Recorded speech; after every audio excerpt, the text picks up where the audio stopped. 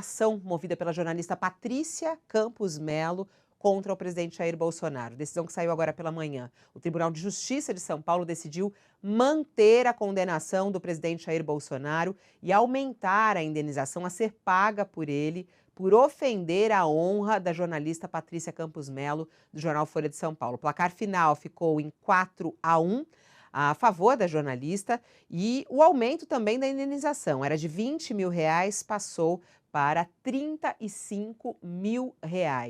A gente lembra, inclusive, da fala do presidente Jair Bolsonaro, quando ele diz que a jornalista quer dar um furo. E aí ele fala em tom de piada, ali não explica, né, para as pessoas, e ele fala que quer dar um furo.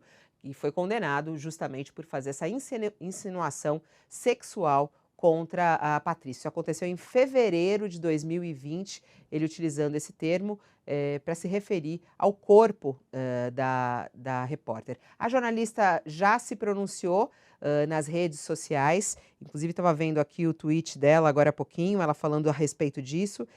Deixa eu até pegar aqui para a gente falar sobre o tweet da Patrícia, falando justamente sobre isso, de que ela foi vitoriosa, comemorou pelas redes sociais essa vitória na justiça. Coloca aqui para mim, por favor.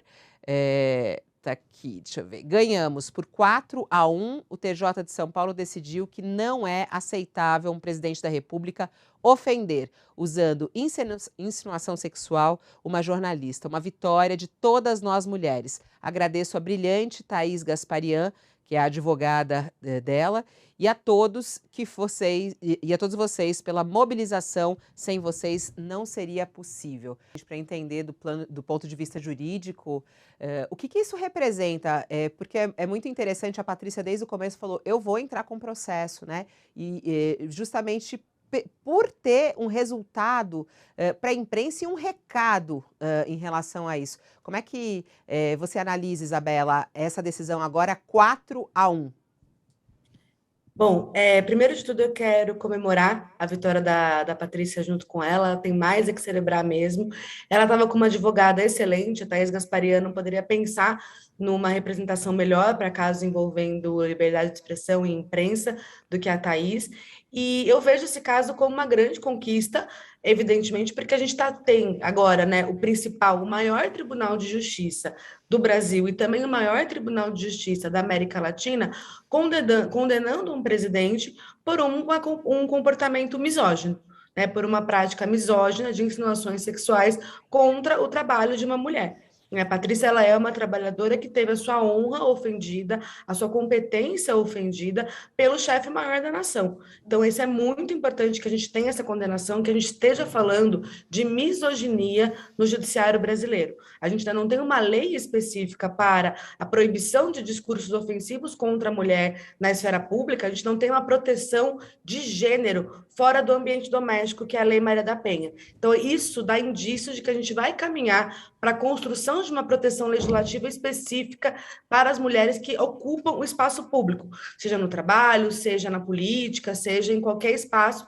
que a gente estiver. E quanto à indenização, eu também ia fazer esse comentário nesse paralelo que a Marilis traz, a própria legislação brasileira, ao contrário, por exemplo, do que acontece nos Estados Unidos, que a gente vê aquelas indenizações milionárias, né, as indenizações punitivas, no Brasil isso não é possível. Né? Então, a gente fica mesmo numa limitação que não acua os agressores. Então, é algo assim que a gente precisa repensar, porque R$35 mil para o Jair Bolsonaro, que está gastando aí milhões por mês num cartão corporativo, é um jantar. Quer dizer, a gente supõe que é um jantar porque está tudo sob sigilo, né? Mas é um valor irrisório, considerando a posição que ele está. Então, isso não serve para coibir novas condutas. A gente tem que ter indenizações que coíbam tanto novas condutas da pessoa condenada, quanto que impactem a percepção pública. Opa, peraí. Se eu falar isso aqui no Twitter, eu posso receber uma punição de ter que pagar R$200 mil, ter bens penhorados, contas bloqueadas, né? Então, a gente precisa ter uma alteração, sim, desse entendimento, mas dentro do nosso cenário legislativo atual, isso está em conformidade, embora a gente possa questionar a justiça desse cenário, né?